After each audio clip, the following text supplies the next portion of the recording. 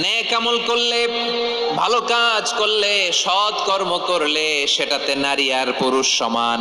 পুরুষ ইবাদত করলে যেই সওয়াব, নারীরা করলেও সেই সওয়াব। পড়েন সুবহানাল্লাহ।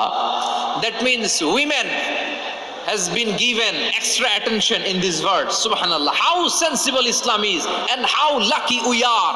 নারীদের প্রতিনিধি উম্মে সালামা বলার সাথে সাথে তাদেরকে খুশি করার জন্য আল্লাহ পুরুষবাচক শব্দের পাশাপাশি নারীবাচক শব্দ দিয়ে একটা গোটা আয়াত নাজিল করেছেন। পড়েন সুবহানাল্লাহ। তাহলে আসুন আমরা দেখি কোন 10টি বৈশিষ্ট্য আল্লাহ তাআলা এখানে উল্লেখ করলেন যাদেরকে আল্লাহ তাআলা পছন্দ করেন।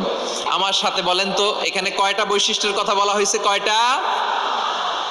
যে 10টি বৈশিষ্ট্য আল্লাহ তাআলা পছন্দ করেন যে ইমানদার বান্দাদের মধ্যে থাক, তার 1 নাম্বার হচ্ছে আল্লাহ তাআলা বলছেন ইন্নাল মুসলিমিনা ওয়াল মুসলিমাতি, নিশ্চয়ই মুসলিম পুরুষ এবং নারী